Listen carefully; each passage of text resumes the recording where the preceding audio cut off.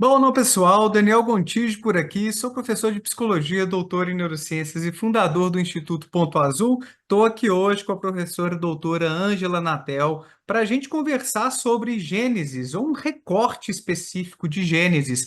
A gente vai ver um pouquinho sobre um possível autor do livro Gênesis, quem foi Adão, quem foi Eva, o Jardim do Éden. Será que eles podem ter existido ou isso é pura mitologia? De onde vem a ideia de pecado original? Qual é o significado da serpente? Haveria uma deusa oculta nessa história, nessa narrativa? E a professora Ângela vai falar um pouquinho também da política que deve estar por trás ou ali no meio da redação e, quem sabe, da edição do texto de Gênesis. Antes de a professora Ângela se apresentar, eu vou agradecer a todos que estão chegando aos poucos aqui na live. Obrigado demais, Hanna, Shaolin, Ivan e demais membros pelo apoio de sempre. Ariel já está ali para coordenar o chat para a gente. Valeu, gente. Deixa o joinha, se inscreva no canal. Inclusive, a professora Ângela deu uma aula no nosso curso História da Bíblia, uma aula muito legal sobre a origem de Yahvé. Ela vai até trazer alguns elementos dessa história aqui hoje, inclusive, mas deixei o link aí para vocês darem uma olhadinha com calma depois. E obrigado a todos aí que estão chegando aos pouquinhos na live. Aqui embaixo tem o arroba da professora Ângela. Se inscrevam no canal dela. Tem curso dela aí embaixo também. Vamos dar um apoio, que ela tem feito um trabalho muito importante, muito massa aqui de divulgação científica sobre esses temas que a gente curte tanto. Então, Ângela, obrigado. Acho que é a terceira vez que você está aqui no canal já, né? Uma satisfação aprender com você, conversar com você. Então, seja bem-vinda e se apresente aí para o pessoal que ainda não te conhece. Poxa, muito obrigada, Daniel. Obrigada pelo convite novamente, né? E é a terceira live que a gente faz aqui no canal. Eu agradeço de coração a confiança no trabalho e todo esse carinho, né? Que a gente está construindo. E é importante essa divulgação científica no YouTube, nas redes, porque pelo menos para fazer uma voz, né? Contra as desinformações, as pseudociências e fake news que são divulgadas o tempo todo por aí, né? Então, eu agradeço também a todos que estão aqui. Eu já vi no chat, no comecinho, que tem gente lá do meu canal, membros do canal, que já estão aqui também. Então, eu agradeço de coração Legal. a presença e obrigada por mais essa oportunidade. Maravilha. Eu não sei se eu te apresentei bem, ó. Você tem graduação em teologia, doutorado também em teologia, não é isso? Eu tenho duas graduações, eu tenho letras português e inglês e também teologia. E daí tenho mestrado em teologia e doutorado, e também faço parte do grupo de pesquisa de arqueologia do Antigo Oriente Próximo, né? Que Então legal, que estamos legal. Então, super trabalhando. bagagem, né, Ângela? E o tema de hoje fez parte do seu doutorado, você estudou, se aprofundou bastante nessa narrativa, nesse recorte de Gênesis, e eu queria começar com uma pergunta básica a respeito de Gênesis. Se a gente tem ideia de quem escreveu Gênesis, foi Moisés mesmo, ou não dá para a gente afirmar isso? Como é que é? Bom, a autoria de Moisés é um discurso meramente religioso, com viés religioso. Ele não tem fundamentação nenhuma, né? Então, quando você se depara com um tipo de material de viés religioso, você vai encontrar que a autoria é Moisés e coisas assim. Agora, falando cientificamente, né, não há certeza nem sobre a existência desse Moisés, de acordo com os textos bíblicos, né? Há muita discussão, há muita controvérsia na academia a respeito da figura de Moisés, mas o Moisés, exatamente como é descrito nos textos bíblicos, é, possivelmente não existiu. Pode ter existido um Moisés, mas em outros termos. Há várias teorias nesse sentido, né? Sobre a figura de Moisés, mas com certeza autor de Gênesis não é, tá? Agora, o texto de Gênesis, e isso pode dificultar um pouco para a gente, nesse sentido de pensar em termos de um autor por livro. Isso é um pouco complicado quando se fala de textos bíblicos, porque esses textos passaram por inúmeras mãos, os próprios trechos, existem trechos mais antigos, trechos mais recentes, né? em termos de recentes da Era Comum ou coisas nesse sentido. Então, os trechos poéticos, como, por exemplo, Canção de Miriam, de Êxodo 15, que é um texto em forma de poesia hebraica, esses textos contêm tradições mais antigas, mas as narrativas, elas são de inúmeras fontes, né? Então, podemos começar afirmando que existem vários mãos que passaram por esses textos, e são trechos de épocas e construções e tradições distintas também. Se for entrar muito assim, né, só posso jogar o babado e depois a gente retorna para o tema. Mas, por exemplo, Abraão, Isaac, Jacó, né? Essas três figuras dos patriarcas são tradições de regiões diferentes da região da Palestina ou de Canaã, né? Então, por exemplo, Jacó são tradições nortistas, né? Abraão são tradições sulistas, do sul. E, posteriormente, essas tradições foram juntadas e se criou essa questão de que Abraão é pai de Isaac, que é pai de Jacó. Então, não é uma questão histórica, são tradições diferentes que foram juntadas para criar uma identidade entre grupos distintos, né?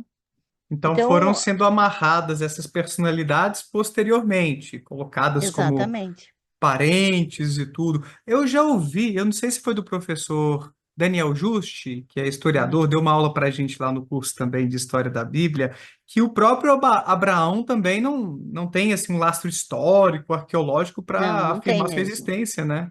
Exatamente, né? As figuras dos patriarcas, não há nada nenhuma evidência da existência deles. O que nós temos são essas tradições ancestrais Uhum, que fazem parte, por exemplo, da identidade desses grupos, né? uhum. A gente poderia falar em termos, por exemplo, de religiões de matriz africana que trabalham muito a questão dos ancestrais e dos orixás como figuras ancestrais. Então, como dizer se são figuras históricas de fato ou não? Independente se há evidência ou não, eles caracterizam a identidade daquele grupo. Então, é importante que a gente tenha essa noção de como isso tem uma importância, sim, para a formação cultural de grupos. Legal, Agora, mesmo que não tenham existido historicamente, esses personagens, é, existe uma importância simbólica de com identidade para certeza. aquele povo, né? Com Perfeito. certeza.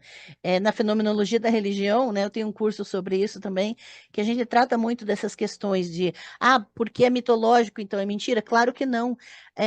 Os mitos, eles fazem parte da cultura, da mentalidade de grupos, né?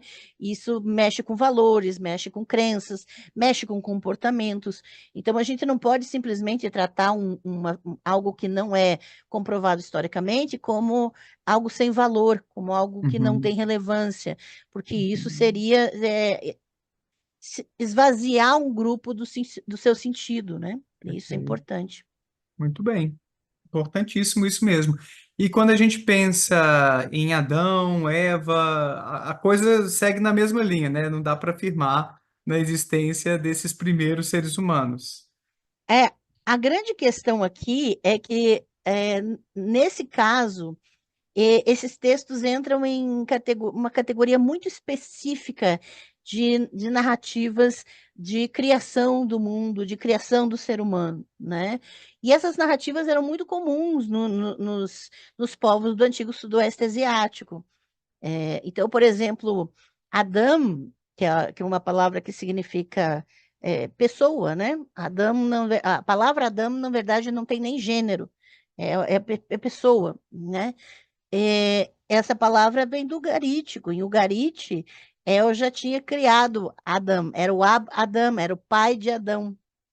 Então, para ver que essas referências, elas originais de todo. Elas já são construções dos povos antigos, de criações de pessoas. Até na Suméria também já se criava pessoas a partir do barro. Então, não é uma novidade. Então, primeiro faz parte desse tipo de narrativa.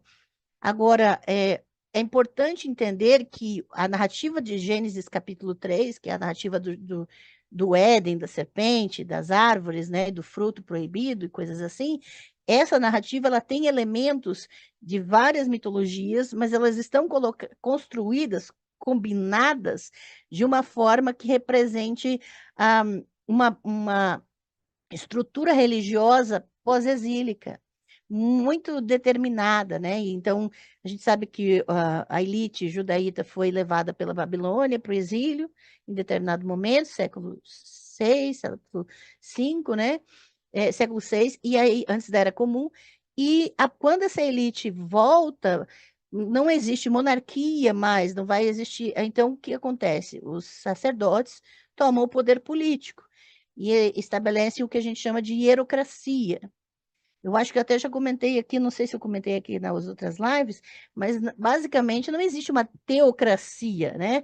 Porque afirmar que existe uma teocracia é afirmar que quem está governando é uma divindade. Então, a hierocracia que se estabelece, é uma elite religiosa no poder político e usando o discurso religioso para legitimar o seu poder, né? Então, essa estrutura ela vai ser refletida nessa narrativa de Gênesis 3, especificamente. E a gente precisa lembrar que o Pentateuco, ou seja, os 5 primeiros livros da Bíblia, eles foram finalizados lá pelo ano 200 antes da Era Comum, muito posteriormente, né? Foi o último trecho da Bíblia hebraica a ser finalizado. Então, a gente tem que ter um entendimento de que esses textos foram, sim, ajeitados politicamente para servir à ideologia de quem finalizou esses textos, né?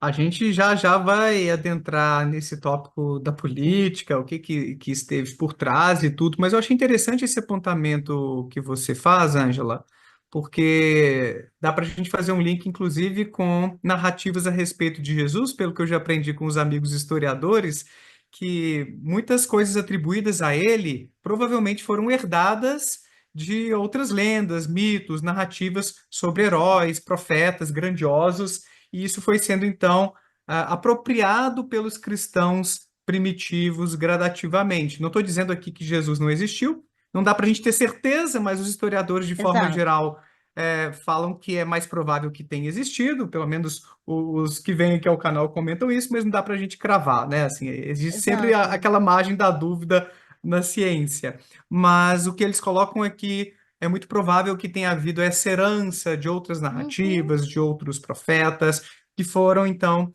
incrementando quem teria sido Jesus de Nazaré, o Jesus, o Cristo, o ungido. E quando a gente pensa, então, em Adão, Eva, pecado original, fruto proibido, esses elementos já circulavam, então, em outras narrativas, eles foram sendo meio que sincretizados nessa história? É um pouco essa a ideia? é um pouco essa ideia. Eu não chamaria de sincretismo, porque o fenômeno do sincretismo, como nós o conhecemos hoje, é muito específico já com religiões estruturadas, né? Tá, tá. Na antiguidade havia essas trocas culturais, e trocas culturais você vai assimilando características, mitos, e os grupos eram muito mais fluidos, né, nas suas trocas. Haviam muitos grupos nômades na antiguidade, então isso era natural. Então é um pouco, eu diria que é um pouco anacrônico chamar de sincretismo, mas assim, por exemplo, né, até um tempo atrás eu fiz uma live no meu canal sobre mitologia suméria. E no épico de Gilgamesh, você tem uma serpente que rouba a imortalidade de Gilgamesh.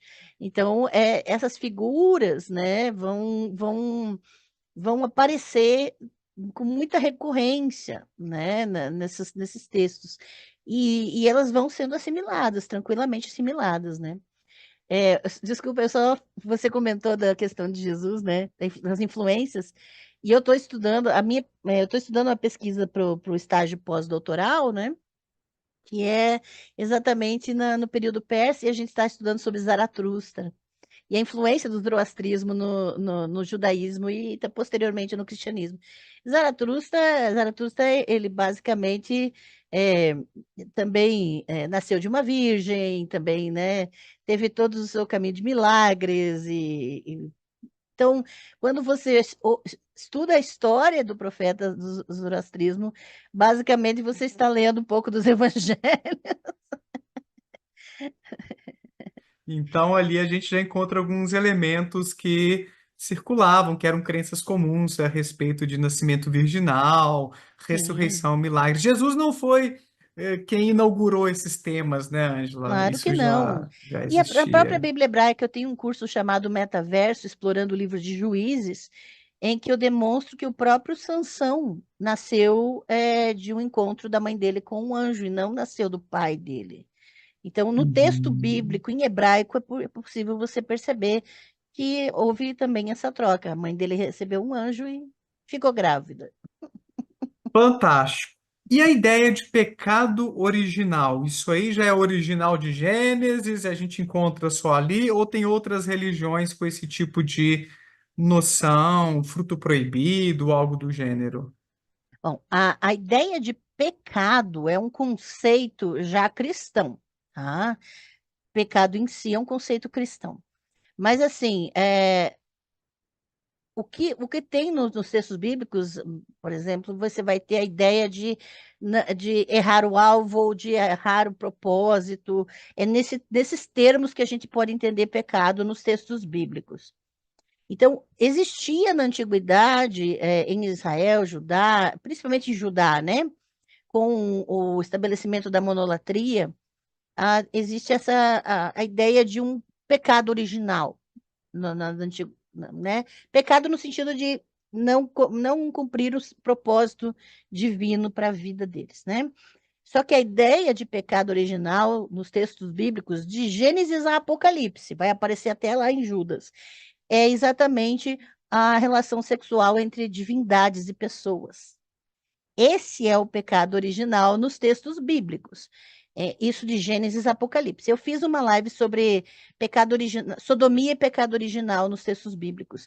E aí eu trouxe toda a base, tanto a partir do hebraico, da Bíblia hebraica, quanto do grego no Novo Testamento, mostrando que a mentalidade desses grupos esse era o problema, eram divindades ter relações com seres humanos. E isso contraria muito os conceitos gregos, por exemplo, da mitologia grega, né? E muitos deuses que tinham esse hábito. Então, a problemática de Gênesis vai ser a narrativa que aparece próximo da narrativa de Noé, em que os filhos de Deus viram as filhas dos homens e tiveram relações com elas. E aí você tem a relação de seres divinos com humanos, né? E aí, quando vai para a narrativa de Sodoma, você vê exatamente a problemática de que quem estava sendo ameaçado de ser estuprado ali, por exemplo, na narrativa, em Gênesis 19, na casa de Ló, eram anjos ou divindades. Na verdade, nem anjos eram divindades, porque eram duas das figuras divinas que tinham saído do encontro com Abraão e Javé no capítulo anterior de Gênesis 18. Então, você vai ver que ali o perigo era exatamente esses homens terem relações com as divindades. Essa é a noção de pecado original nos textos bíblicos que é condenada extremamente, né? E que vai até lá no livro de Judas remeter novamente essa situação. Agora, a questão de Eva, né, ser a, a maçã, né, que nem tem maçã na Bíblia ali, mas tudo bem, pelo menos não ali em Gênesis 3, né, você vai ter essa construção já nos cristianismos, tá? É, a, vai ser substituída toda essa narrativa na história do cristianismo, dos pais da igreja, dos escritos dos pais da igreja cristã, vão ter agora esse deslocamento para a narrativa de Gênesis 3 como a origem do pecado. Mas isso é um deslocamento da história da igreja. Eu até recomendo, tem uma coleção de 4 volumes chamada História dos Dogmas, que vai ter todos os dogmas, os concílios, todas as decisões da história da igreja. Ou seja, vai ter data de nascimento de todas essas ideias, né? Então, da onde que surgiu? Quando que surgiu? Tem data de nascimento, o inferno, tem data de nascimento, o pecado original em Gênesis 3 e tudo mais, dentro da história da igreja cristã. né? Então, se a gente localiza historicamente, a gente precisa agora voltar para a época possível de redação desse texto, para entender qual era o objetivo, então, dele. Se esse texto não fala de pecado em geral, qual era realmente o objetivo dessa narrativa, né? Que elementos vão ser inseridos lá. Porque então você está dizendo que essa ideia de que o ser humano se corrompeu nesses primórdios e perdeu seus privilégios, incluindo a imortalidade e todo aquele paraíso, que tudo era perfeito, não é? Nessa narrativa, pelo que eu me lembro um pouquinho assim, e depois. Exato, dá a impressão de que realmente era tudo muito perfeito, mas ah, veja que nós lemos o texto com a nossa mentalidade, inevitavelmente nós vamos transportar algumas lentes para dentro desse texto. Como, por exemplo, o texto não fala necessariamente de humanidade como um todo. Hum, O texto fala de um homem, de uma mulher, fala de um jardim. E a ideia de que está falando da criação do mundo, né? Ao Gênesis 1 e todas essas coisas, é uma ideia muito posterior, né? Tem essas cosmogonias que a gente chama, na uhum, verdade, elas diziam muito mais respeito a como aquela divindade criou o seu povo. Então, cada hum, divindade tinha sua história de criação do seu povo, da terra do seu povo. Então, a terra que foi uhum, construída ali, em Gênesis capítulo 1, era a terra de Judá, era o texto, uhum, era para quem esse povo estava sendo escrito ou narrado esse texto, né? uhum, Então, por exemplo, até nos Sumérios, eles não acreditavam que suas divindades criaram todos os povos, não, eles criaram o povo sumério. Eles uhum, criaram um homem sumério, né? E no caso ali, nós temos um homem de Judá, um homem judaíta e uma mulher judaíta, no texto de Gênesis 3, porque esse uhum, texto foi escrito na província de Yehud, no pós-exílio, né?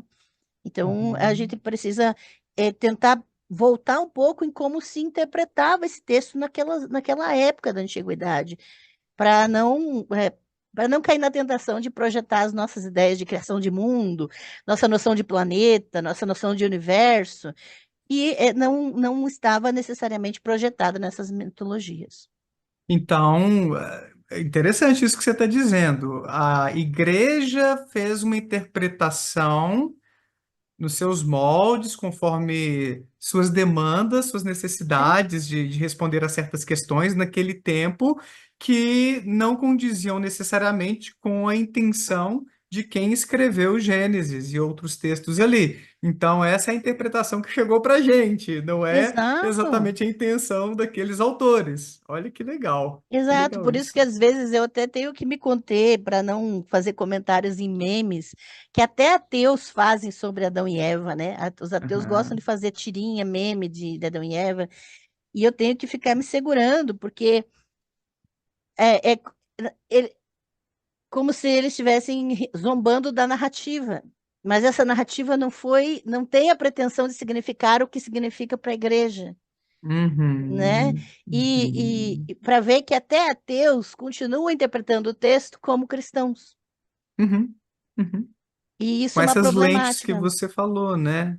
Que são as Exato, lentes que chegam para a gente, inevitavelmente, numa sociedade tão fortemente cristã, mas que não exato. condiz com essa perspectiva científica, histórica, quando a gente olha para o texto sobre a intenção de quem provavelmente. Quer dizer, a gente não sabe quem são os autores, mas o que aquelas pessoas tinham de intenção ao transmitir aquelas ideias, né, Ângelo? Não estavam É, imaginando que uma nova religião daqui séculos se apropriaria daquilo ali, né, e daria esse tipo de significado, né? exato, não existia cristianismo, não existia nem judaísmo propriamente dito, Aham. né? Então, a, a, a própria narrativa, ela reflete uma realidade em que se acreditava na existência de outras divindades. E aí eu vou falar sobre isso daqui a pouco, né?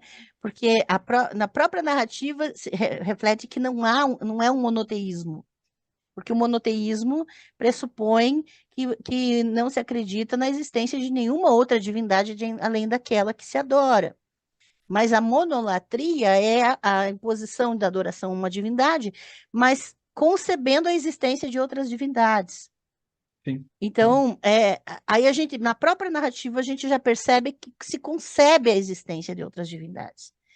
Então, nós não sabemos o nome das pessoas que escreveram esse texto, mas nós sabemos exatamente que grupo que escreveu, da onde surgiu essa narrativa, porque ela é uma narrativa de interdição muito pesada, é uma narrativa política muito pesada.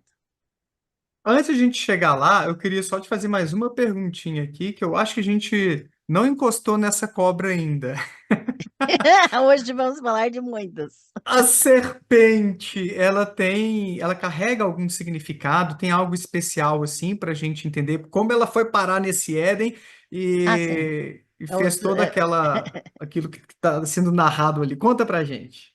Então, em detalhes, a gente precisa ter uma noção, se você fazer uma investigação, e aí eu fiz uma investigação mais aberta em vários povos, culturas, sobre a figura da serpente, né? E aí você vai encontrar inúmeras mitologias e símbolos, né? Por exemplo, no Egito, a serpente, a Naja, né? A serpente em pé, ela faz um movimento, né? Em pé, ela é um símbolo de poder, de autoridade. Inclusive, eu tenho uma imagem da deusa Hathor aqui, em que ela tem uma serpente na mão, né? Ela vai geralmente apresentar assim. Os faraós geralmente também tinham esse símbolo da serpente na cabeça, né? Mas a deusa Hathor, ela vai geralmente estar com a serpente assim, ela no movimento em pé, né? É, altiva. Então, existem simbologias positivas e negativas da serpente em várias mitologias da antiguidade. Geralmente, a serpente em pé, ela tem uma conotação mais positiva. Tá? Geralmente, não é regra, porque ainda tem alguns exemplos que rebatem, né? Mas tem essa noção de divindade. A serpente é muito importante nesse símbolo de divindade e proteção do sagrado, tá? Lembrando que o hieróglifo para deusa na língua egípcia é uma serpente em pé. Olha Né? só, Então, também tem essa questão que precisa ser levada em consideração, né? E as serpentes também aparecem, por exemplo, entre o povo minoico, né, da ilha de Creta. Essa aqui é uma sacerdotisa da deusa serpente. Então, elas usavam serpentes no culto. Essa réplica foi feita pela artista Paula Turriani para mim, de uma imagem, um achado arqueológico, né? Então, ela fez exatamente como é, né? E legal. então, essas sacerdotisas seguravam as serpentes para honrar a deusa serpente, que também era adorada entre os minoicos, né? Na ilha de Creta. Isso, na antiguidade, né? Então, outra questão importante é que nos santuários geralmente eram colocados serpentes em volta de lugares considerados sagrados. E uma coisa que aparece muito, né? Quem gosta de Indiana Jones, tirando o colonialismo de lado, né? Mas se você assiste Indiana Jones, você vai ver, por exemplo, que há serpentes perto de lugares sagrados, que até o personagem principal tem medo de serpentes. Por que que existem serpentes nesses lugares? Porque na antiguidade, realmente, as serpentes eram consideradas protetoras do sagrado. Até o professor Oswaldo Luiz Ribeiro tem a dissertação de mestrado dele, de 400 páginas, que ele vai trabalhar sobre a serpente de bronze, né? Sobre Nehushtan, mas ele vai falar também sobre os serafim. E a serpente Saraf, né? Saraf é uma serpente também.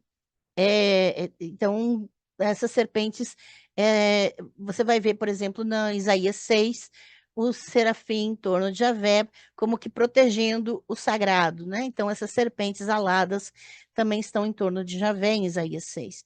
Então, é muito interessante que essas serpentes, elas vão aparecer geralmente em pé, protegendo o sagrado, junto com divindades, representando o sagrado, ou de alguma maneira enviadas por Deus também, né, pela divindade, como por exemplo as serpentes que que atacaram o povo de Israel em Números, lá, Números 21, que daí teve que fazer a serpente de bronze.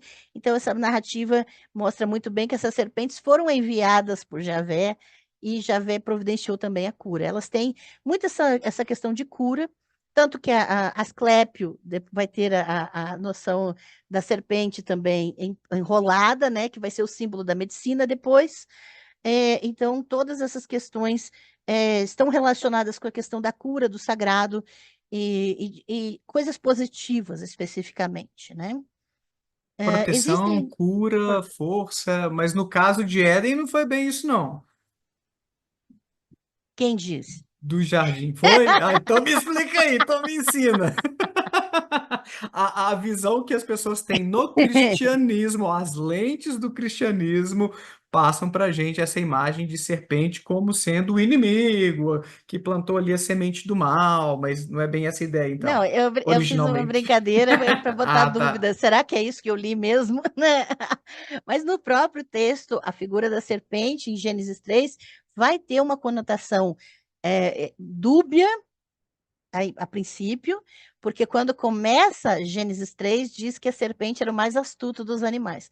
É interessante que no hebraico, o texto ali, a palavra hebraica para astuto, né, referente à serpente, é da mesma raiz que os versículos anteriores, no final do capítulo 2, diz que Adão e Eva estavam nus e não, né, tipo assim, não, isso não era problema para eles, né?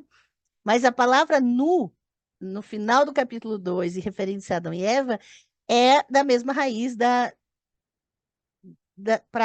desse termo para dizer que era astuta a serpente. Isso também é interessante, porque o que, que nudez e ser astuto tem relação? Veja como a tradução acaba distanciando a gente do sentido, na verdade, né? Do que realmente pode ter a referência que estava se fazendo ali a serpente, né? Então, a serpente é elogiada no começo do capítulo 3, e daí ela é inserida na narrativa, né? Mas a grande questão é que existe uma palavra antiga para serpente, no hebraico antigo, que é reva. Então, reva seria serpente, tá? E existiam também, eu li um tempo atrás um material em inglês sobre história da fundação da Escócia, para ver como eu leio coisa assim, nada a ver com a pesquisa. Mas aí o que eu encontrei nesse livro? Que na antiguidade eles fazem uma relação com os fenícios, que fizeram um intercâmbio com os povos que moravam ali na região da Europa, e haviam os revitas, o povo da serpente. E daí você tem ali o termo que se refere ao hebraico antigo como reva, né? A serpente. Então, veja que você vai encontrar isso assim, em lugares inesperados, né? Quem era Reva, além do serpente? Reva era uma divindade, né? Era uma deusa. Tanto que nas cartas de Amarna, né, até o professor Ademar Kiefer publicou um livro sobre as cartas de Amarna, e ele mostra o documento do rei de Jerusalém, da antiga Jerusalém, né, que era Abdi-Reva, o servo de Reva, era o rei de Jerusalém na antiguidade. Então, até essa é uma pesquisa que o professor Ademar, conversei essa semana com ele sobre essas coisas. Ele disse: não, a gente tem que estudar sobre a religião antiga de Jerusalém, porque essa deusa está lá. E começou, né? Então, vamos conversar, né? Possivelmente vai sair um artigo sobre isso ano que vem. Então, o rei de Jerusalém era um servo de Reva. E um dos guerreiros de Davi, né? é, chamava Elireva, ou seja, meu El é Reva, meu Deus é Reva. Isso que significa É a Elireva, serpente, né? meu Deus. É, na verdade, Reva é a serpente, mas é uma divindade, né? Certo, Então, certo. e ele era um dos guerreiros de Davi, e Davi é tido como aquele que fundou Jerusalém, né? Uhum. Então, inaugurou Jerusalém em Judá. Então, veja que existem todos esses apontamentos para uma divindade chamada Reva, Uhum. que é representada por uma serpente que era adorada em Jerusalém, né? A minha teoria Uhum. é de que ela era padroeira de Jerusalém, tá? Uhum. Agora, se você olhar mais um detalhe no hebraico, a questão é que se você lê o texto em português, você perde, porque os Ah, tradutores eles vão traduzir até os nomes próprios, né? hum. Eva não é Eva, em hebraico é Havá. E você tem, então, que é muito semelhante a Reva, tá? Havá, que tem a ver com respirar, com existir, com ser, né? E então você tem essa semelhança muito grande no hebraico entre o nome da mulher com o nome da serpente, com Reva, Mas né? você entende que o significado disso é que essa divindade teria sido representada nessa narrativa, então? Com certeza. E não é só por causa disso. Uhum. Que Então, por mais? exemplo, vamos entrar na narrativa, pode ser? Aham. Então não tem nada a ver com Satanás, de acordo com essa teoria aí. Não, nem de acordo com essa teoria, Satanás, nem de acordo com todo, isso é consenso na É, academia, né? Não tá. existe a noção de Satanás antes do exílio, antes do contato com o Império Persa, porque essa noção Uhum. de dualismo, bem e mal, é do zoroastrismo. Então, Uhum. antes do contato com o Império Persa, você não vai ter Satanás, não, né? E até eu tenho uma live sobre isso no meu canal sobre Ó. todas as ocorrências do termo Satã na Bíblia hebraica e demonstro que até tem textos que mostram que Javé era Satã. Então, né? Só Quê? olhar. Viu? Ó, ele mandou falar no assunto, né? Ângela, o Eu pessoal tô vai com o meu achar. negocinho aqui porque eu sou autista, né? Isso aqui né? Senão eu olho para baixo porque eu tô com o meu Ah, negocinho de não, não, girar não aqui. tem problema. Fica tranquila, tranquila. Mas depois vamos voltar nesse tópico aí de Javé e Satã. Eu vou te perguntar Sim, isso depois, mas vamos só sim, concluir à sobre a vontade. serpente primeiro, que eu tô assim ainda querendo entender. Uhum. Então é consenso na academia que não tem nada a ver serpente com Satanás, isso é uma Não, interpretação cristã cristã. tardia. Uhum, Exato, aham, nada a ver. exatamente. E porque a elaboração de uma personificação do mal é pós-exílica, realmente não. Antes do exílio, Javé fazia o bem e o mal. Então, a gente precisa ter essa noção, tá? Isso antes do exílio, as divindades, elas tinham poder sobre o bem e sobre o mal. Elas eram complexas, tanto quanto os seres humanos. Então, isso é muito mais evidente. No pós-exílio, você vai ter. Mas a narrativa de Gênesis 3 não foi feita no pós-exílio? Foi. A grande questão é que ainda não tem a imagem de um Satanás igual nós temos, de 2000 anos de história da igreja cristã, que foi criada uma imagem muito específica sobre o que é Satanás. Então, nem no contato, nos primeiros contatos com os persas, eles tinham essa ideia, né, de um Satanás como nós temos hoje.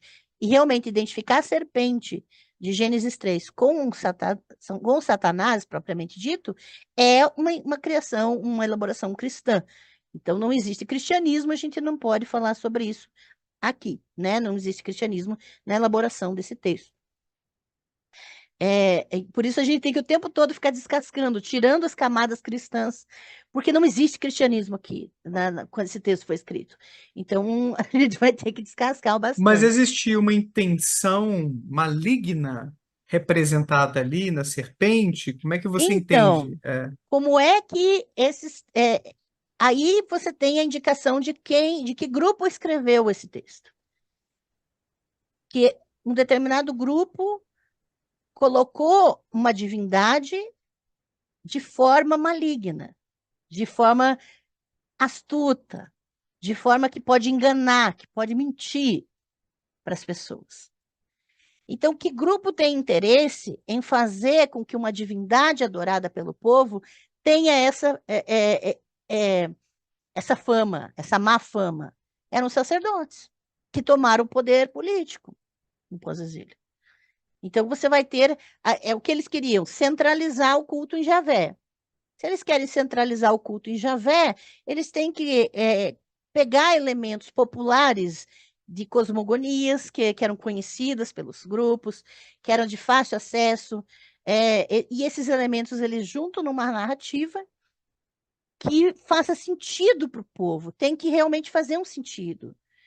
E aí, quem ouve, eles não precisavam dessa aula, dessa explicação que eu estou dando aqui, porque eram elementos conhecidos, eram elementos, nomes. Ravá, é claro que ia conectar com a serpente, é claro que ia conectar os elementos. Então, eles ouviam e eles entendiam o recado. A grande questão é que não tem só uma divindade feminina nesse jardim. Você tem uma árvore que é proibida. E que divindade era adorada e representada por uma árvore? Axerá. A deusa Axerá era representada pela árvore. Os lugares altos, as árvores sagradas, os cultos em torno de carvalhos, em torno de. Né? Isso está em todo. Até Abraão tinha um santuário em torno do carvalho, Jacó fez sacrifício embaixo de uma árvore frondosa, e você vai ver uma árvore que é proibida dentro do jardim. Só que a grande questão é que você vai ter dentro desse jardim uma árvore da vida, uma árvore do conhecimento do bem e do mal. Então você tem duas árvores ali. Uma árvore que dá a vida e a outra que é proibida. E aí o que acontece? Você vai ter a serpente, que vai induzir a se alimentar daquela árvore proibida, ou seja, uma divindade que vai levar a outra, que era a religiosidade popular. Quem vai cair na história? A mulher, que também representa, tem um nome relacionado a essa divindade, é uma forma também de desmoralizar as mulheres, que eram as sacerdotisas da deusa, dizendo elas não devem ser ouvidas, elas não devem ser seguidas, né? E você tem um homem ali.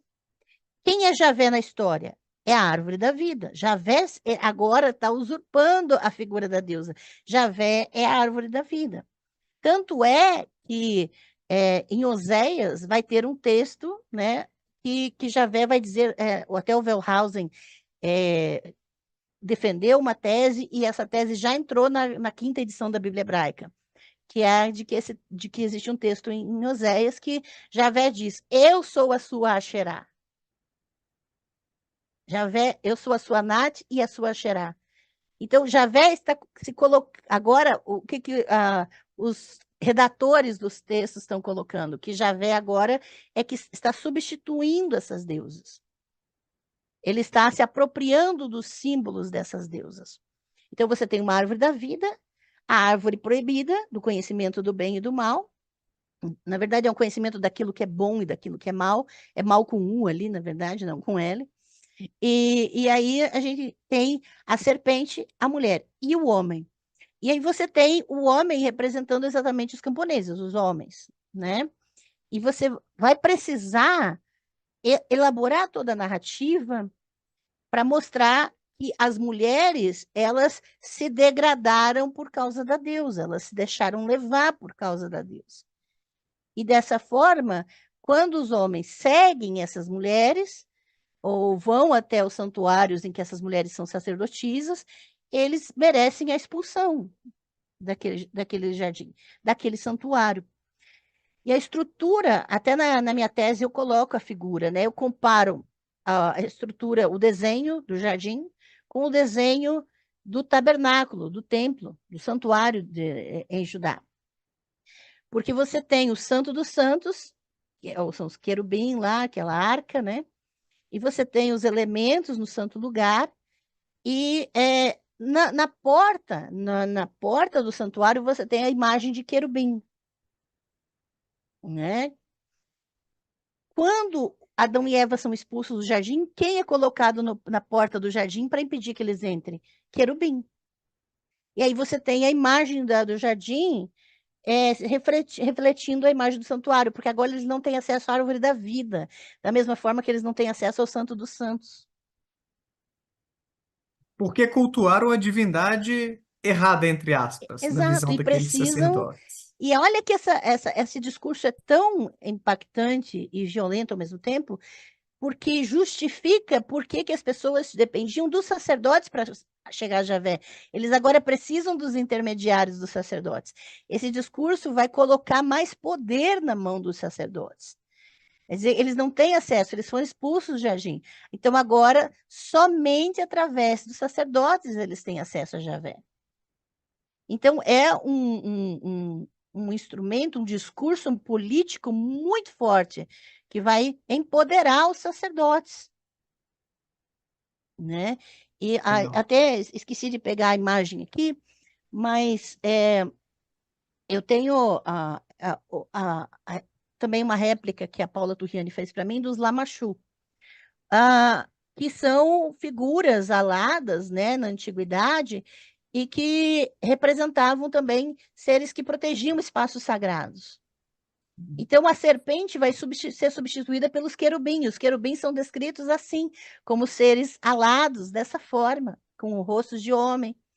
E Uhum. então, a figura, e era uma figura que tinha desde o período da Mesopotâmia até a Babilônia e Pérsia. Então, era muito conhecida essa figura. E eles sabiam que os querubins, na porta do santuário, impediria qualquer pessoa de entrar, só poderia entrar os sacerdotes. Uhum. E essa figura é descrita como sendo colocada no porta do jardim, para impedir que Uhum. as pessoas entrem novamente lá. E tenham acesso à árvore da vida. Então, Uhum. veja que o próprio Javé se torna inacessível aqui. Uhum. Você me fez lembrar de uma série que eu estou assistindo chamada Missa da Meia-Noite. É uma minissérie, na Adorei verdade. essa Adorou? série. Ah, tô Adorei. adorando. Que tem um ser alado, assim, só que ele é meio demoníaco e tal. Cuidado, eu não posso dar muito Sem spoiler também para spoiler, quem não sem assistiu. spoiler. Eu também não gosto de Maravilhosa spoiler. essa série. Melhor. Assistam, ó. Se Ângela tá dizendo que é muito boa, ó, gente, assistam. Eu tô achando muito legal. Acho que É, eu vi três episódios, eu acho que são seis, alguma coisa assim, né? Muito é. legal, lá na Netflix. Obrigado, a sua xará, Ângela Oliveira, mandou aqui um superchat. Eu vou ler no Ah, final, tá, gente? Os superchats. A gente deixa pro finalzinho para ler tudo. Ângelo, você comentou rapidamente sobre essa divindade chamada Asherá, e eu me lembro da aula que você deu no nosso curso História da Bíblia a respeito da origem de Yahvé ou Javé. Hoje, uhum. aqui no Brasil, né, a gente conhece muito como Jeová Não, também, por conta das testemunhas de tranquilo. Jeová e tal. Mas conta pra gente um pouquinho desse contexto cultural, desse caldo politeísta, porque no final das contas, Ah, então, ok. é, Javé nasce a sua crença, né? O culto a Javé no meio de outras divindades, né? Eu acho que seria legal você trazer esse Sim. elemento para a gente aqui, Mas dar uma desculpa que eu palhinha vou desse ter que assunto. levantar, então, Tá, porque para pegar outra peça. Então, por legal. exemplo, essa peça aqui é uma das mais fundamentais a respeito da relação de Javé com outras divindades, né? Então, esse aqui é uma réplica de um pedaço de vaso, né? E que é perto do deserto do Sinai, ali, né? Da região do deserto, com Tlet Ajrut, e que isso aqui é século 8 antes da Era Comum, tá? Então, você tem uma imagem, um cara meio bovina, inclusive, né? Um casal aqui, e tem uma frase em paleo-hebraico que está: Eu te abençoei por Javé e sua Asherá. Então, essa peça aqui é basicamente a peça clássica, né? Tem outras peças, outros elementos que eu trabalho no meu canal. Tem muitas lives, tem uma playlist só chamada Asherá lá no meu canal. Então, o pessoal pode ficar à vontade, né? Então, Javé e Asherá eram adorados juntos, não só popularmente, mas durante o período da monarquia, era um casal divino que era adorado no templo em Jerusalém, pelos próprios monarcas, né? E aí você vai ter, por exemplo, isso é tanto em Israel quanto em Judá, Israel Norte, né? A grande questão é que é, vai haver uma proliferação, desculpa, de santuários populares, os famosos lugares altos, né? E existem 40 ocorrências do nome Asherá na Bíblia hebraica. Só que os tradutores escondem essas 40 vezes, né? A maior parte você vai ler lá em português, poste ídolo, lugar alto, poste sagrado. E quando você vai ver no hebraico, está lá o nome da deusa, Asherá. Então, os próprios tradutores também fazem o desserviço de apagar o nome da deusa do texto, para que as pessoas não percebam que ali está se referindo a um culto politeísta, né? Então, não era somente a Xerá, Baal também era adorado, outras divindades do panteão ugarítico. Eu tenho um curso só sobre isso, chamado Panteão Ugarítico e Mitologia Cananeia, Deuses e Deusas da Bíblia. É um curso, tipo, R$ 115. Esse curso é um curso de 10 horas. E aí você tem só sobre as divindades da Bíblia, as muitas divindades, né? E aí você tem esse culto politeísta. Só que no pós-exílio, quando os sacerdotes tomam poder político, eles querem centralizar o culto. E aí é um passo a mais para a monolatria. Já tem uma tentativa no período de Josias, mas Josias, né, na monarquia de Judá, ele faz muito mais no sentido dos espaços públicos, para centralizar os lugares que vão dar algum retorno para ele.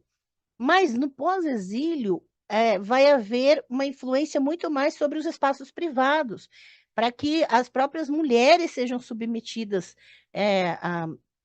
a questão das leis de pureza e impureza, que também é uma influência persa, e tantas questões que vão colocar os sacerdotes como autoridade máxima até sobre os pensamentos do povo, né? Sobre o que eles devem crer, o que eles devem valorizar e coisas assim. Mas qual seria o interesse deles de estabelecer essa monolatria ou até posteriormente o monoteísmo, deixar essas outras divindades para lá e vamos concentrar nossa energia, nosso tempo apenas em Yahvé? Tem assim estudos a respeito disso, Ângela, de por quê, qual era o Tem, contexto político para esse movimento? tem estudos sobre isso, mas eu levanto duas questões importantes.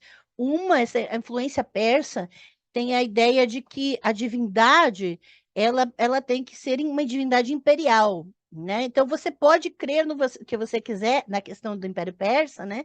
Tanto que os persas são conhecidos como intolerantes, aquela coisa toda nos estudos, mas a grande questão é que eles toleram, ou seja, permitem que você tenha o seu santuário, a sua crença, mas mantém a presença deles lá e mantém a questão das trocas culturais.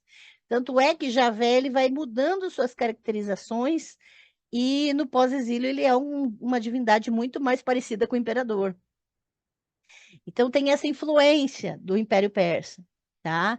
Ele vai ser parecido com a Ahura Mazda, que é a divindade do zoroastrismo, né? Outra questão importante é que existem as ofertas, e nós não estamos falando aqui de dinheiro, tá? Porque o povo lê na Bíblia sobre oferta e pensa em dinheiro, já projeta dinheiro para dentro da Bíblia, mas a gente tem que cuidar com o anacronismo, a gente tem que ver a questão cultural, a questão de como funcionava, né? E a gente vai ter as casas de tributos, sim, mas é importante entender que ofertas também eram entregues nos templos, nos santuários. E aí, quando você centraliza também para onde vão essas ofertas. E ela também envolve uma questão econômica, envolve uma questão de poder e controle também. Tanto que Javé vai sendo cada vez mais distante, uma divindade cada vez mais transcendente. Antes era representado por imagem, era representado sempre presente no meio do seu povo, e depois, no pós-exílio, ele vai se distanciando, como esse caso da árvore estar fechada no jardim, né, a árvore da vida, assim como Javé estava fechado no Santo dos Santos, de que ninguém podia entrar lá. E essa ideia de um Javé transcendente imperial, cada vez mais distante, como um imperador. Que para você chegar nele tinha vários intermediários. Então, essa ideia também é uma estratégia de controle, porque você vai assumindo que os olhos de Javé estão por toda a terra, por exemplo. Ou seja, você não o vê, mas ele está te vendo. Isso é um discurso de controle, que mesmo que onde os sacerdotes não estavam, as populações são controladas porque tem essa ideologia implementada na sua mente, de que elas têm que ser fiéis, mesmo na ausência dos sacerdotes, porque Javé está olhando para elas. E isso é uma estratégia de poder muito forte, que acontece até hoje, né? Quanto mais transcendente a divindade, mais controle a elite religiosa tem sobre o povo. Me corrija se eu estou equivocado, mas eu tenho uma vaga lembrança de, na sua aula lá no nosso curso História da Bíblia, você mencionar que Yahvé era representado como um touro no início, ou era outra divindade que Isso, foi acoplada a Yahvé? Me não, explica isso. era como um touro, porque as divindades, é, Elef, Elef é touro, é boi, né? Em hebraico. E a primeira letra do alfabeto, o Aleph, por isso Aleph, né? Era a carinha de um boi. E representava sempre as divindades mais importantes, a divindade superior nos panteões. Então, El, em Ugarit, que era o deus principal, era representado por um boi. Baal, quando assume o lugar principal numa determinada região, ele é representado por um boi ou touro, né? Então, Javé também, e existe, inclusive, tem um artigo do professor Ademar Kiefer, né, que ele fala sobre é, é, Javé como representado por um touro jovem, né? E ele defende que aquelas acusações dos santuários de Samaria e Betel, os touros que estavam em Samaria e Betel, que são sempre demonizados ali na narrativa bíblica, que esses touros não representavam Baal, mas representavam Javé. O que acontece é que agora os sacerdotes querem fazer o quê? Eles querem que não tenha imagens de Javé em qualquer lugar. Agora tem que dizer que Javé só está no santuário aqui, onde os sacerdotes mandam. Então eles têm que dizer que Javé agora não pode ser representado por nada, nenhuma imagem mais. Então é aqui que vai surgir essa ideia de se proibir imagens né, de Javé. Exatamente porque não podemos ter santuários concorrentes, tá? Isso Muito é muito legal. importante. Muito legal, Ângela. Estão chegando mais superchats aqui, já vou ler, gente, daqui a pouquinho. Mas, Ângela, eu queria voltar na pauta principal nossa, do Jardim do Éden, Adão, Eva, serpente. É claro que isso tudo está conectado, né? Longe de me dizer que são assuntos totalmente independentes, nada disso. Mas explica um pouquinho mais para gente do que tem de lastro político por trás da construção dessa narrativa. Você já deu aí já suas pinceladas, mas mostra para a gente agora esse cenário completo para a gente visualizar. Tá. Então, nós temos um jardim que representa o santuário. Um santuário ideal, como você bem mencionou no começo, um lugar perfeito, em que homens e mulheres têm acesso, né? Então, uma religiosidade aberta, tranquila. Só que a árvore, a deusa Xerá, agora é proibida. Ela tem um fruto que é proibido. Ela vai. Até tem a ideia de que as pessoas vão se tornar como Deus, né? Se tomassem do fruto daquela árvore, coisas nesse sentido. E no culto a deusa Xerá, as mulheres, tanto homens quanto mulheres, serviam. Mas tinha uma proeminência porque as mulheres poderiam ser sacerdotisas nesse culto. E a grande questão agora é que os camponeses, o povo, né, os homens do povo, são representados ali como que dando ouvidos para as divindades, como indo atrás desses cultos polilátricos, né? E com isso, o- a narrativa vai deixar bem evidente que ao fazer isso estão desobedecendo uma ordem direta de Javé, né? Então, existe uma culpabilização que vai focar principalmente na figura da mulher. Então, adorar, por exemplo, a deusa padroeira de Jerusalém, que era a deusa Reva, ou adorar a deusa Xerá, que também era adorada popularmente pelo povo, é dar ouvidos para aquilo que faz o mal a eles. E por isso eles seriam conhecedores tanto do bem, daquilo que é bom, quanto daquilo que é mal. E os homens ao darem ouvidos, a consequência disso foi que eles foram afastados de Javé, da árvore da vida, eles não tinham mais acesso à vida. Javé assume agora, existe toda uma proclamação de que Javé assumiu o lugar de Asherá. A Asherá que estava junto do templo, ela não deve ser mais adorada. Porque era comum a imagem de Asherá, até temos no texto de Ezequiel a imagem do ciúme, né, que estava no templo, que tem que ser retirada, e coisas assim. Tem artigos pesquisadores que defendem que essa imagem do ciúme era a imagem da deusa Asherá, que vai ser demonizada pelos sacerdotes, porque o Ezequiel não era um profeta, Ezequiel era um sacerdote, né? Ele mesmo se apresenta como sacerdote no início do texto. Então, nós temos aqui sacerdotes com um discurso de centralização. E lembrando, o discurso religioso é um discurso de legitimação política. Discurso religioso é dizer quem manda, é dizer quem tem que obedecer. Discurso religioso é político porque determina comportamento.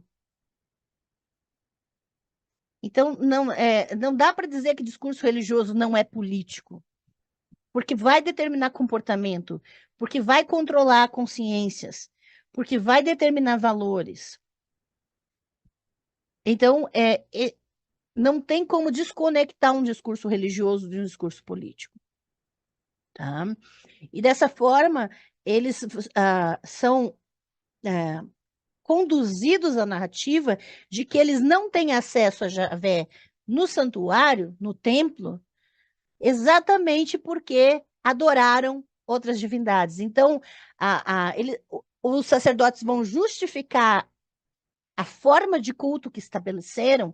Para quê? Para que o povo dependa da intermediação do sacerdote, para que eles tenham poder, privilégios e também a economia voltada para eles, é exatamente dizendo: nós estabelecemos que somos os intermediários, mas nós somos os intermediários porque vocês foram expulsos do jardim, porque vocês adoraram as deusas.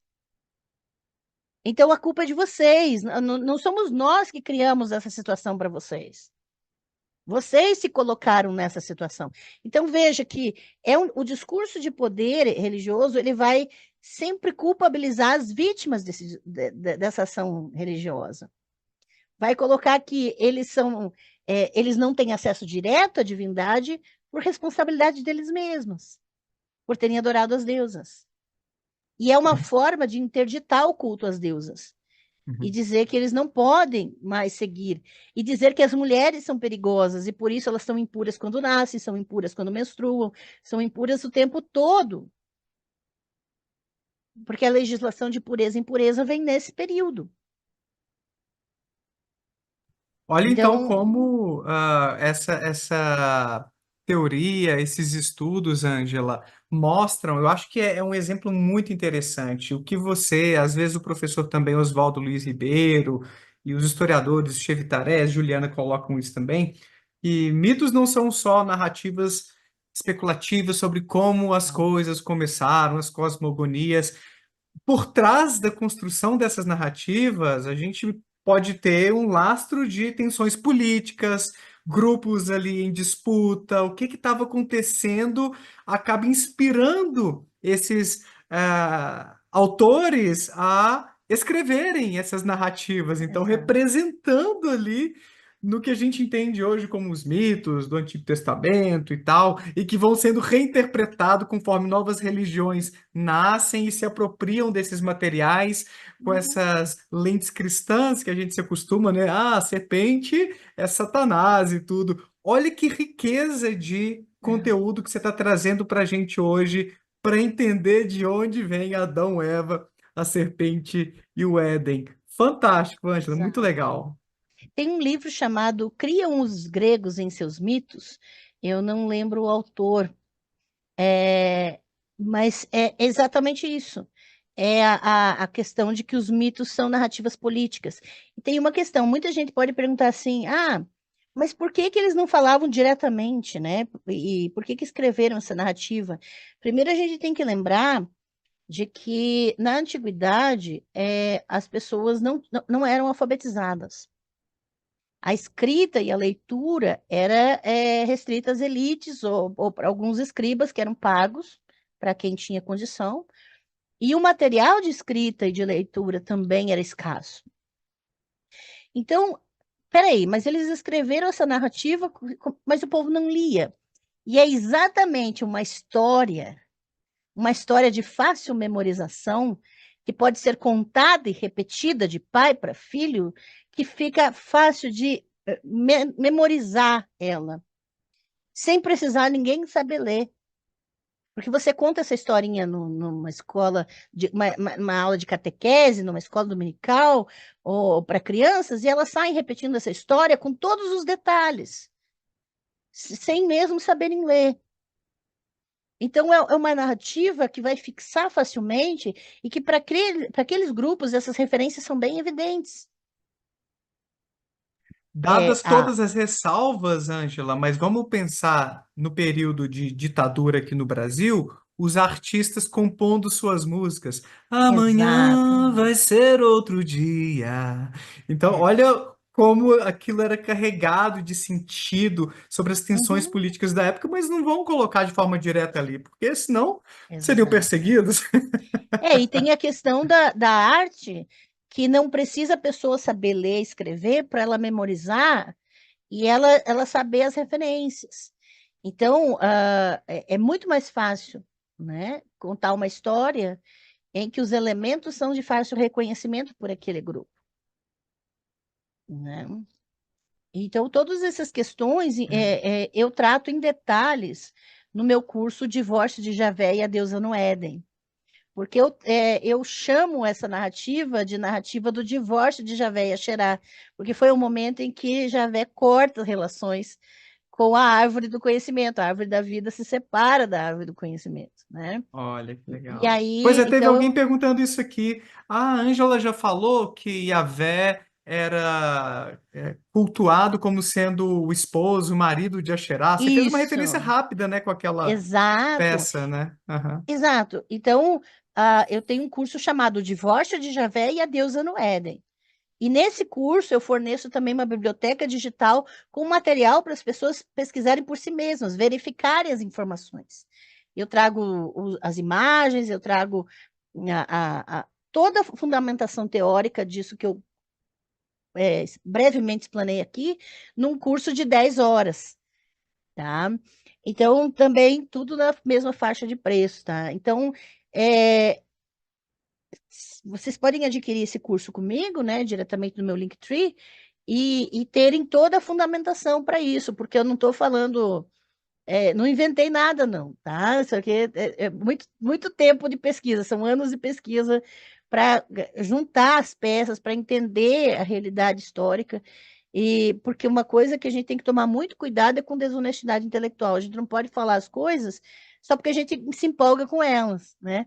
Eu tenho meu hiperfoco, eu sou autista e a minha terapeuta já sabe que o meu hiperfoco são esses estudos. Então, eu juntei, né, o que eu gosto de fazer para.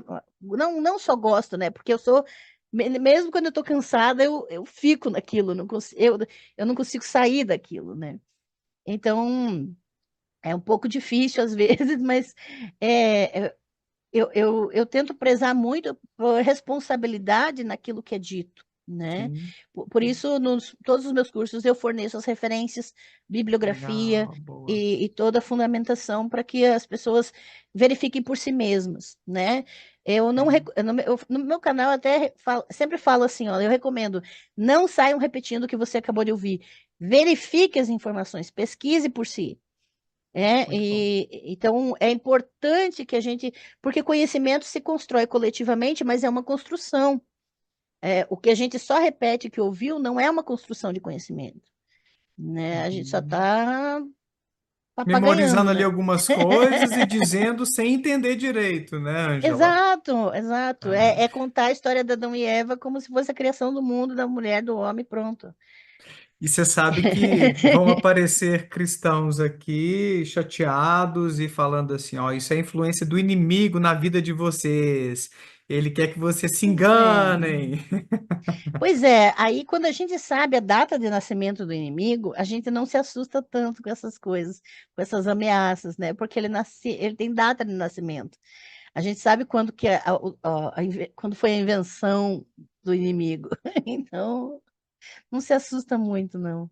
Ângela, para a gente fechar então esse papo muito legal, aprendi muito com você aqui hoje, como sempre. Vamos dar uma olhadinha então nos superchats que chegaram por aí.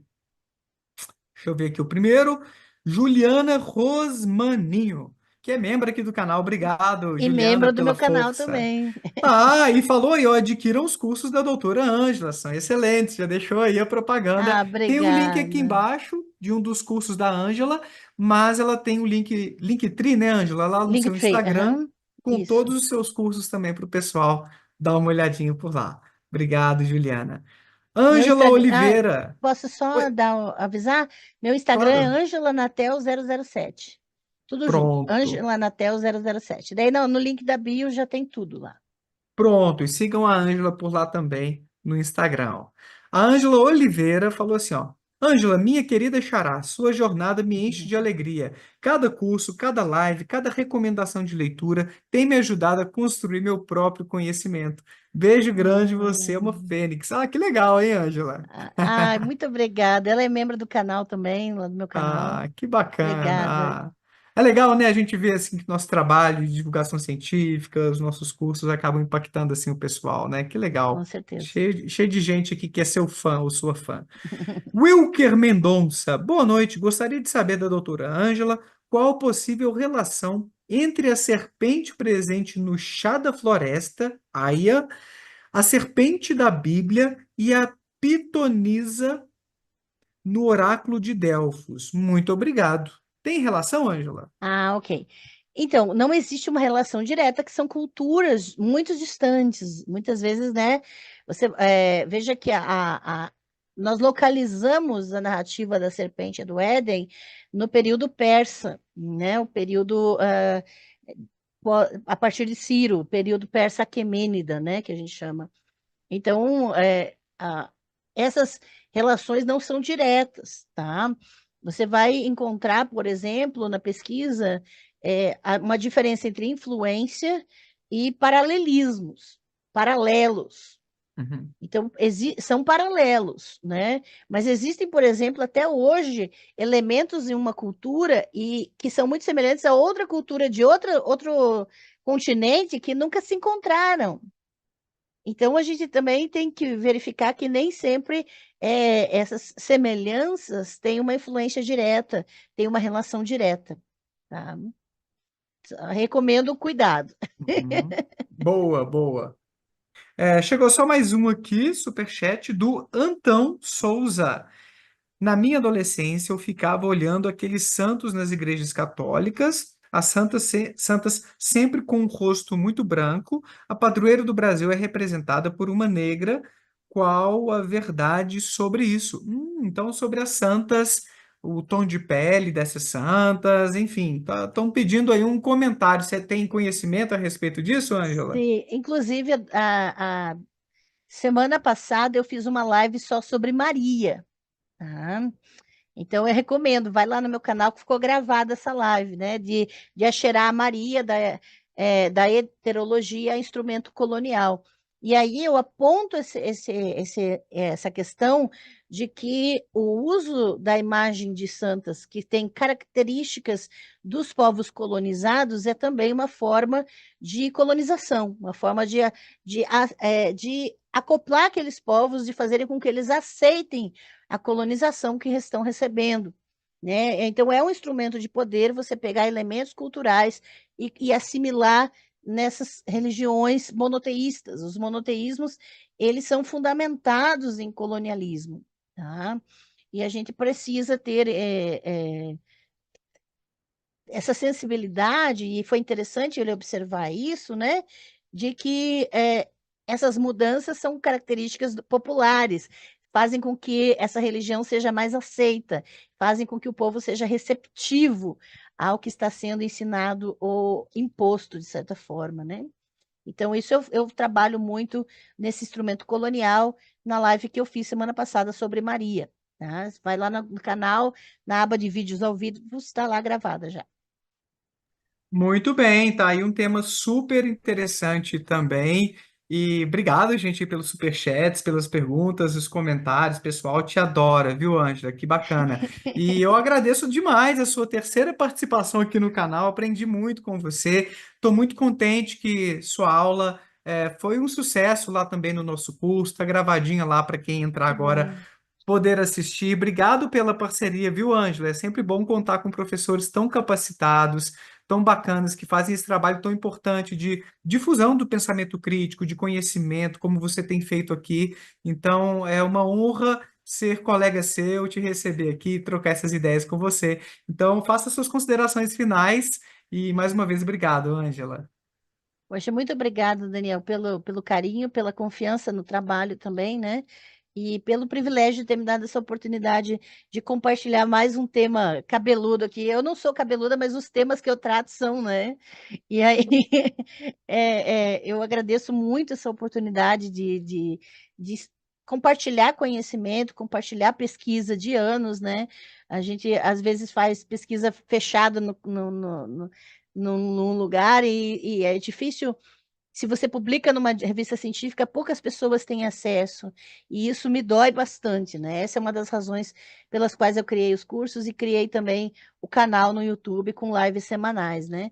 Então eu agradeço todos pela presença e convido todos para as minhas redes, que com certeza é, a gente não está construindo sobre o vazio, a gente está construindo sobre o fundamento coletivo de pesquisadores e pesquisadoras de séculos, né, de muito tempo mesmo, e isso é a nossa alegria fazer parte desse coletivo que trabalha com honestidade e responsabilidade, né? Então, muito obrigada Muito bem. mesmo pelo carinho e pelas oportunidades, Daniel. Tamo junto, Ângela. Chegou o superchat enquanto eu estava aqui encerrando. Se der tempo, o Ivan Rosa, que é membro do canal também, pediu para você dizer se existe uma tradução mais confiável da Bíblia, que seja mais próxima. Tem alguma coisa assim, Ângela? Ou é meio Eu, difícil? eu dou risada porque essa é uma das primeiras perguntas que as pessoas me fazem quando chegam, assim, sabe? Aham. Muita gente me faz essa pergunta. E não existe uma tradução perfeita, porque toda tradução passa pela mente humana. E é importante que a gente fale sobre isso também, que não existe imparcialidade e neutralidade nem na ciência. A gente não pode falar de neutralidade absoluta porque a gente se distancia até certo ponto dos objetos de pesquisa, porque nós não conseguimos sair de nós mesmos, da nossa posição social, da nossa posição psicológica, emocional, para analisar o objeto de pesquisa. Então, toda tradução é um tipo de interpretação. Eu trabalho com tradução há mais de 20 anos, então realmente não existe uma tradução excelente, ideal, e preciso avisar que se alguém disser que a sua tradução não precisa ser verificada porque é isenta, porque é neutra, fuja. Fuja na direção contrária, porque a pessoa não está sendo honesta, porque não existe essa imparcialidade e neutralidade completa. Toda tradução é uma escolha, então é importante que a gente tenha noção sobre isso, né? Mas, assim, preciso dizer, né, que eu tenho curso sobre quase todos os livros da Bíblia Hebraica, e quando não é um curso, eu tenho live sobre, né? E o que que eu faço? Eu mostro o que está no hebraico, mostro as possibilidades e mostro as escolhas que os tradutores fazem. Então, não é uma questão de eu dizer eu estou traduzindo melhor. Eu estou mostrando as escolhas e você decide se engole aquela tradução ou não, né? Mas a gente precisa saber quais as possibilidades a partir do texto original. E muita gente não tem acesso hebraico, então, por isso, eu explico literalmente os textos hebraicos nos meus cursos, né? Os termos e todas as dificuldades das traduções. Fora esses problemas de tradução, essas questões que você muito bem sublinhou, existem os problemas de cópias e adulterações que as escrituras sofreram ao longo do tempo. É difícil, né, Ângela, a gente chegar no que seria o original, aquilo que o autor Não. exatamente escreveu e queria passar. A gente pode ter aproximações, estudos que levam a conclusões sobre o que é mais É, plausível e tudo, mas muita coisa se perde nesse caminho, né? Séculos e séculos é. de traduções e adulterações. Tem dois pontos que eu considero fundamentais. Primeiro, ter consciência de que não existem originais. Não existem originais. Tudo que existe são cópias, de cópias, de cópias, de cópias. Então, essa aproximação ao que poderia ser o texto original sempre vai ser uma hipótese, né? E tem outra questão que você precisa levar em consideração, é que a maior parte dos, se não quase todos, os tradutores da Bíblia são monoteístas.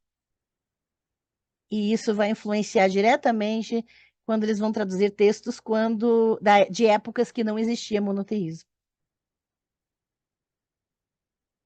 As escolhas ali das palavras, de como eles vão retratar aquele silenciamento de outras divindades que você Exato. comentou mais cedo, né, Ângela? É, o exemplo de Deuteronômio 6 ali, é, ouve, ó Israel, Javé, teu Deus, é o único Senhor.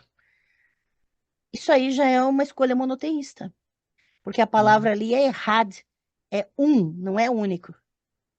Javé, hum. teu Deus, é o número um em hebraico, não é a Como se fosse palavra único. como se fosse o primeiro entre os deuses, algo, É algo assim um, mais importante? É um. é um, Hum, é o número um ali. uhum, E por que que eu coloco o único? uhum, uhum. Então são vários os casos aí onde essas escolhas acabam dando um sentido diferente teologicamente motivado, né, Ângela? É muito Sim. interessante isso. É, Tradutores monoteístas, traduzir textos de épocas que não existia monoteísmo, para mim é uma aberração. eita, nós. Semente da polêmica plantada para a gente encerrar, hein? Isso, adoro. Agora eu vou dormir, feliz. Ângela, obrigado, gente. Durmam com essa. Não temos os originais. É bem distante o que a gente tem em comparação com aquilo que os autores provavelmente escreveram. Mas é um tema legal demais. É muito massa a gente poder contar com professores tão experientes, gabaritados como a Ângela, o Oswaldo Luiz Ribeiro e o André, que vem difundindo tanto conhecimento e ajudando a gente a pensar mais criticamente sobre esse compêndio, não é nem um livro, né, gente? É esse aglomerado de livros que é a Bíblia. Então, mais uma vez, Ângela, parabéns pelo trabalho, obrigado demais por esta live. E pessoal que acompanhou aí, valeu demais. Deixa o joinha, se inscreva no canal, acompanhe o trabalho da Ângela aí embaixo e bora com a gente nessa aprender um cadinho a mais. Um abraço a todos, valeu, Ângela, mais uma vez. Tchau, tchau. Tchau.